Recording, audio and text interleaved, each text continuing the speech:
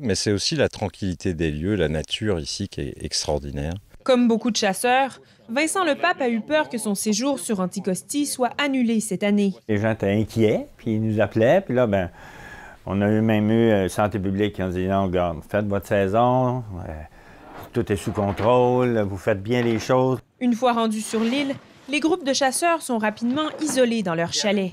Ce qu'on fait, c'est qu'on voit les gens à l'aéroport, quand les gens arrivent et tout ça, puis au restaurant avant de partir dans le village. Mais par la suite, quand on rentre dans le bois, là, on voit vraiment plus personne.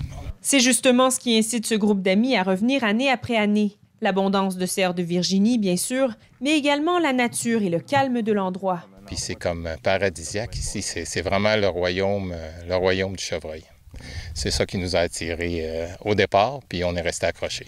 D'autres Québécois auront peut-être la piqûre pour la première fois cette année, parce qu'ils ont pu mettre la main sur des forfaits de dernière minute. Les Québécois nous appellent beaucoup, parce que tout le monde sait que les douanes sont fermées. Tout le monde nous appelle « Hey, as-tu des places qui sont de se libérer en novembre? » Oui, on en a, parfait, on serait 4.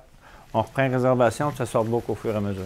Et ces places laissées vacantes par les chasseurs américains sont souvent en novembre, une période particulièrement prisée pour la chasse aux cerfs de Virginie.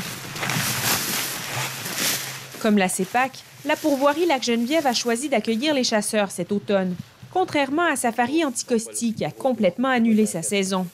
Il y aura donc moins de visiteurs sur l'île cette année, mais le maire considère que les dommages seront limités sur le plan économique.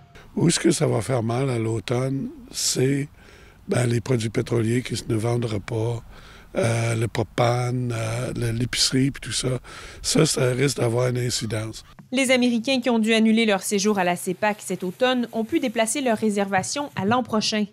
Ces chasseurs, qui sont souvent fidèles à l'île d'Anticosti depuis des années, seront attendus sur place en 2021 si la frontière entre le Canada et les États-Unis est ouverte à ce moment-là. Ici Marlène Joseph Blais, Radio-Canada, de retour de Port-Meunier. Ici Côte-Nord.